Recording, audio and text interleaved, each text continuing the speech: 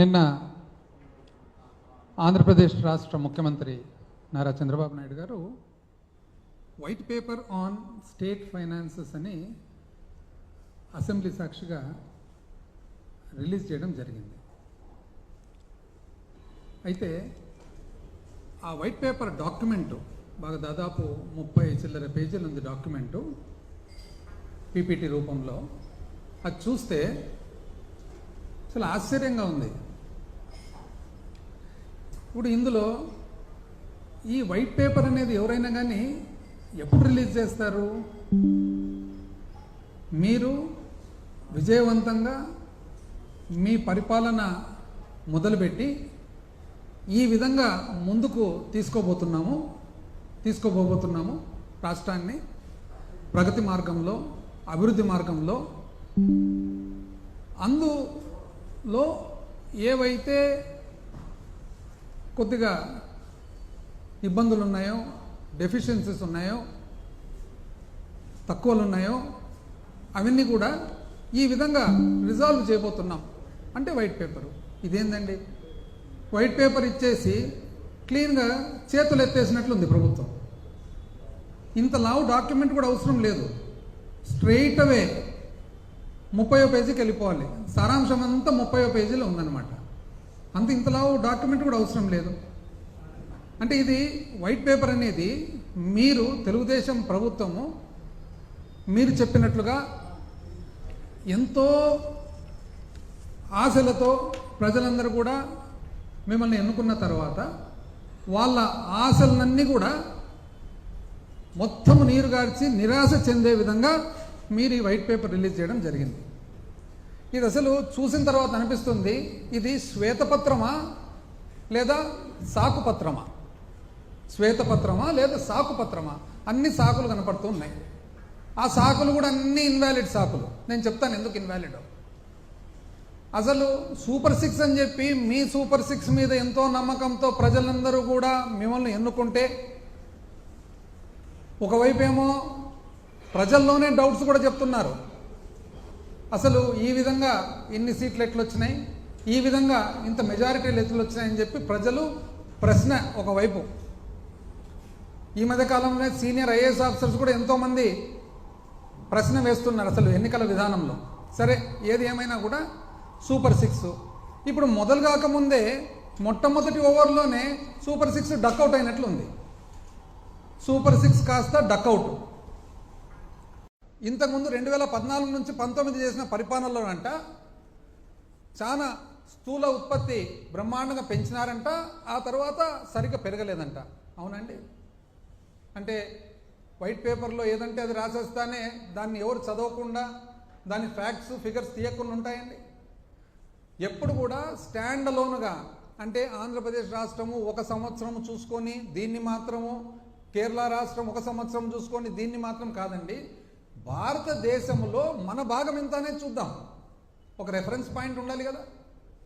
అంటే ఇప్పుడు ఈ 5 సంవత్సరాలు కోవిడ్ ఉంది. కోవిడ్ సంవత్సరాలకు కోవిడ్ లేని సంవత్సరాలకు పోలిక పెట్టేదానికి అవుతుందండి. భారతదేశం అంతా పోల్చుకుంటాం. భారతదేశ వ్యాప్తంగా చూస్తే 2014-15 నుంచి 18-19, 14-15 నుంచి 18-19 దేశ స్థూల ఉత్పత్తిలో రాష్ట్ర స్థూల ఉత్పత్తి ఒక నిష్పత్తిగా తీసుకుంటే 4.47% అండి.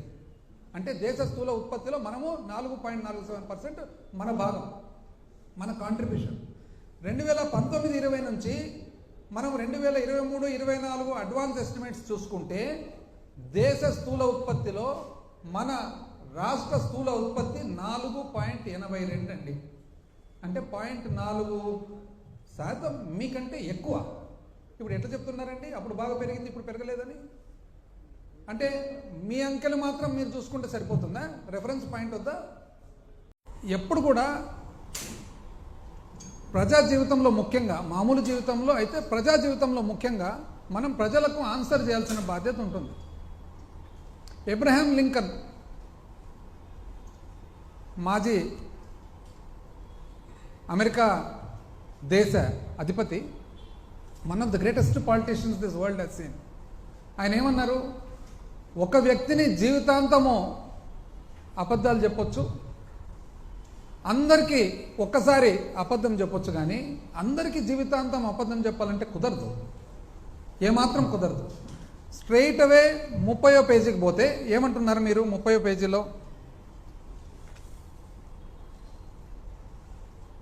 ఇంచుమించు అంటే 1,000 కోట్లు ఇటువట్లో మాట్లాడాలంటే 2,50,000 కోట్లు, 1,000 కోట్లు ఇటువట్టు అనుకోండి, 2,50,000 కోట్లు మీకు అవసరం ఉంది పరిపాలనకు. ఏం పరిపాలన అదేది?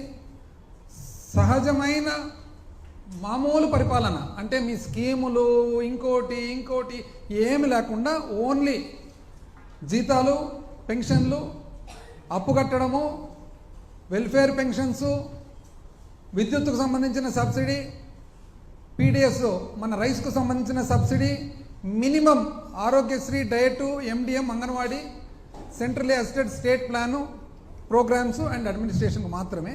అయితే 2,40,000 కోట్లు మీకు ఆదాయం ఉంది. 10,000 కోట్లు అసలు ఈ మామూలు కేవలం జీతాలు, భత్యాలు, అప్పు అండ్ మన వెల్ఫేర్ పెన్షన్స్కు సంబంధించిన పరిపాలనకే 10,000 కోట్ల అప్పు ఉంది, తక్కువ అవుతుంది. కాబట్టి ఏం చేయాలి? అయ్యా, నువ్వు చాలా మేధావివని కదా నిన్ను ఎన్నుకునేది, నీకు అపారమైన అనుభవం ఉందని కదా నిన్ను ఎన్నుకునేది. ఈరోజు నువ్వు ఏం చేయాలి అని చెప్పి మీరే ప్రజలకు ప్రశ్న ఇస్తే, ప్రజలతో పాటు పార్ట్నర్షిప్తో మనము ఆలోచన చేద్దాం. ఇంకేందండి పార్ట్నర్షిప్? ప్రజలు చేసే పని చేసేసినారు, ఇక మీది బాధ్యత. ప్రజలు ఏం చేస్తారు దీంట్లో? పార్ట్నర్షిప్.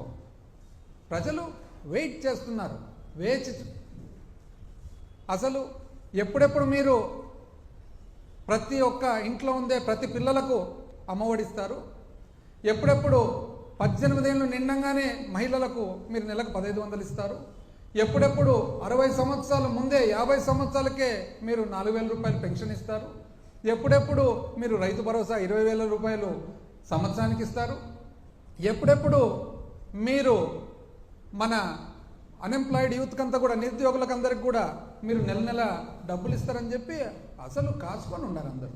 మీరు ఇవన్నీ పక్కన పెట్టి సూపర్ 6ను డకౌట్ రూపంలో పక్కన పెట్టి అసలు మామూలుగా చేయవలసిన స్కీమ్ కూడా, అంటే ఈ సమయానికి 5 సంవత్సరాలు కూడా అసలు బళ్ళు తెరిచేటప్పటికి ఇవ్వవలసిన అమ్మఒడి కూడా ఇవ్వకుండా ఆలోచన చేద్దాము, డేటా తీసుకోవాలి అంటే ఇదేందండి డేటా?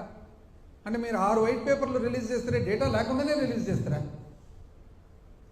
అంటే డేటా లేకుండా వైట్ పేపర్ రిలీజ్ చేస్తారా? జగన్మోహన్ రెడ్డి గారు నిన్న మాట్లాడుతూ బాగా చక్కగా చెప్పినారు, ఏందుండండి డేటా, సింపుల్ డేటా కదా. పిల్లలు ఎంతమంది ఉన్నారు? 40 లక్షల చిల్లర మంది తల్లులు. పిల్లలు ఎంతమంది ఉన్నారు? 80 లక్షల చిల్లర మంది పిల్లలు. 80 లక్షల చిల్లరు ఇంటూ 15,000 మీరు చెప్పినదే. దానికి ఏమి అంత పెద్ద డేటా ఏముంటుంది దీంట్లో? ఇంకా డేటా కావాలి అని అంటారు. చూసినట్లయితే పర్ క్యాపిటా ఇన్కమ్ అండి, పర్ క్యాపిటా ఇన్కమ్ తగ్గింది అంటారు. చెప్తాను చూడండి.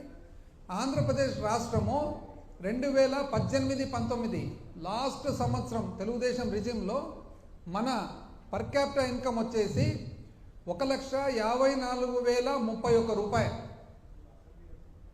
అయితే అప్పటికి పెరుగుదల వచ్చేసి 13.98%. అయితే 2015-16 నుంచి 2018-19 చూసినట్లయితే ఆ పీరియడ్లో 2018-19 1,54,031 రూపాయలు అయితే పెరుగుదల వచ్చేసి 11.38%. సేమ్ థింగ్ 2019-20 నుంచి 22-23 చూసినట్లయితే 2022-23 సంవత్సరంలో 2,19,518 రూపాయలు పెరుగుదల వచ్చేసి 13.98, అంటే 14%. ఎవరు ఎక్కువ అండి? 18-19లో ఉన్న 11.4% ఎక్కువనా? 22-23లో ఉన్న 13.98 అంటే 14% ఎక్కువనా?